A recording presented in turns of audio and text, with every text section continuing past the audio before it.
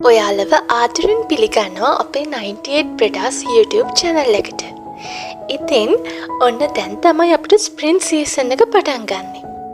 එළියේ හොඳටම ඉරත් පායලා තිබ්බ නිසා අපි පොඩ්ඩක් එළියට ගියා ඇවිදින්න. අපි ඉන්න දිහා නම් බලන හැමතැනම ගොඩාක් කොළ පාටයි. වෙනත් රටවල ජීවත් වෙනකොට අත්විඳින්න නිතර ලැබෙන දෙයක් තමයි මේ ඍතු මාරුවීම. මේ සබහාදාම කොච්චර ලස්සනට වෙනස් වෙනවද කියලා දකින්න අපිට ලැබෙන්නේ ඍතු මාරුවීම එක්ක. පාර අයිනේ ඔහේ වැවිලා තිබුණු ඩැෆඩිල් මල් ටිකකුත් කඩාගෙන අද අපි මේ ලෑස්ති වෙන්නේ පික්නික් එකක් යන්න. ඉතින් ඉර හොඳට පායලා තිබුණාට හුඟක් හුලන් දවසක් වගේ. සීතල, අවුව, වැස්ස මේ හැමදේම එක්කොට්ටු වෙන්න පුළුවන් වුණාට මේ හුලඟ එක්ක නම් කොහොමදවත් බෑ.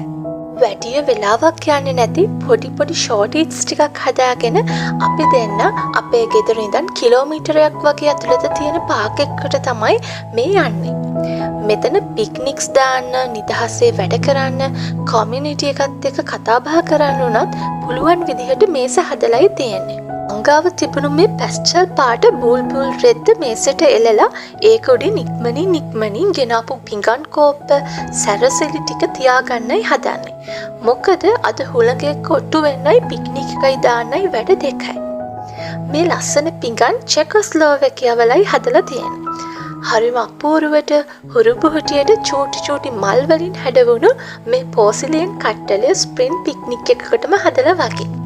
හදිස්සියෙන් හදාගත්තු කිසි හැඩයක් නැති මගේ පැටිස් ටිකත් මේ විදිහට ලස්සනට පිඟානකට අහුරන ගමන් අපි දෙන්න කතා වුණේ ගෙදර ගාවම මේ වගේ ලස්සන පාක් එකක් තියෙන එක නම් හොඳම දෙයක් තමයි කියලා.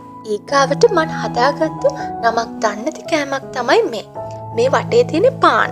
ඒව ඇතුළට සොසේජ් ටෙවල් පිරවුමක් දාලා තමයි මේක හැදුවේ.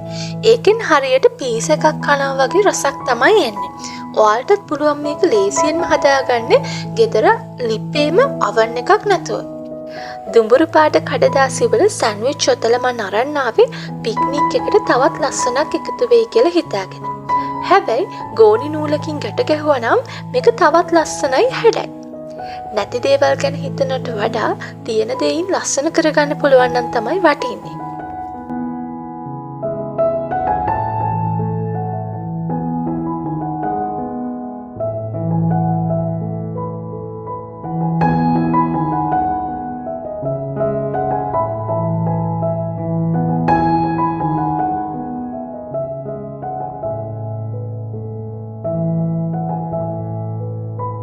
ඊළඟට ඉතින් අපි තේද කෝපිද කියලා හිත ඉඳලා කාලෙකින් ප්ලේන් ටී බිව්වේ නැති නිසා ඒවත් හදාගෙන ෆ්ලාස්ක් එකක දාගෙනම ආවා.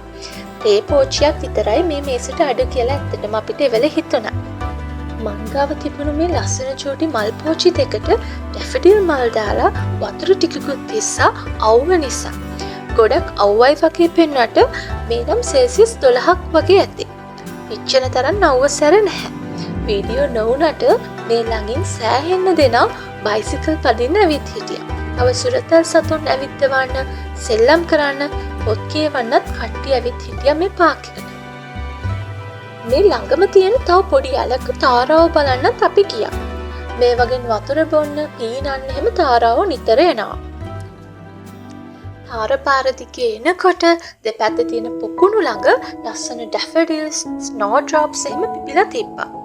තව මෑතකදී ගොඩාක් ජනප්‍රිය වුණු Forget Me Not මල් එහෙමත් පිපිලා දම් පාටට යාය වගේ තිබ්බා. Daffodils, Snowdrops, Forget Me Nots අපි දෙන්නම දකින්නේ ස්වීඩන් ආවට පස්සේ ස්ප්‍රින් එකටම.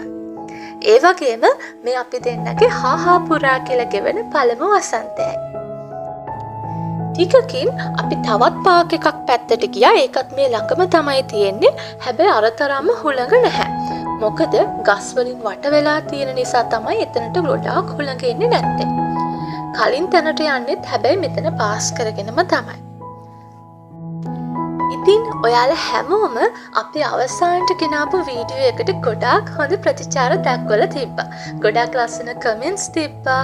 ගොඩාක් ඔයාලගේ ලස්සන අදහස් එහෙම තිබ්බා.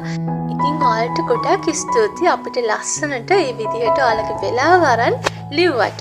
ඉතින් ලංකාවේ නම් අපිට වසන්තය කියන අලුත් අවුරුද්දනේ ළඟම අලුත් අවුරුද්දත් එනවා.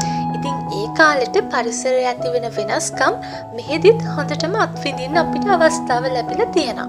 තාම හැබැයි ගස්වල මල් පිපිලා නෑ හුඟක්. තාම අර පොළොව මට්ටමේ තියෙන පුංචි මල් තමයි පිපෙන්නේ. ඉතින් ගස්වල මල් එනවා කියන්නේ මීමැස්සෝ එහෙමත් මෙහි ගොඩාක් ඉන්නවා කියලා ආරංචි උනේ. ඉතින් චෙරි බ්ලොසම්ස් බලන්නත් අපි දෙන්න ගොඩාක් ආසාවෙන් ඉන්නේ. ඉතින් උතුරු යුරෝපයේ රටක් තමයි ස්වීඩන් කියන්නේ. ඉතින් ස්වීඩන් වලට වසන්ත කාලයේදී චුට්ටක් පරක්කු වෙලා. ඉතින් මාර්තු අප්‍රේල් වගේ වෙනකොට හොඳටම ගස්වල දළු දාලා මල් පිපිලා තියෙයි. අපි ඒ කාලෙට ඔයාලට ලස්සන වීඩියෝ එකක් අරන් එන්නම්. ඉතින් නැවත හමු වීමේ බලාපොරොත්තුවෙන් ගිහින් එන්නම්. හැමෝටම අපි ගොඩක් ආදරේ. ඉතින් ලයික් කරලා, කමෙන්ට් කරලා, ෂෙයා කරලා අනිවාර්යයෙන්ම සබ්ස්ක්‍රයිබ් කරන්නත් අමතක කරන්න එපා. සබ්ස්ක්‍රයිබ් නොකරපු කෙනෙක් ඉන්නා නම් ඉතින් නෙක්මන්ට අපි හම්බ වෙමු. බයි බයි.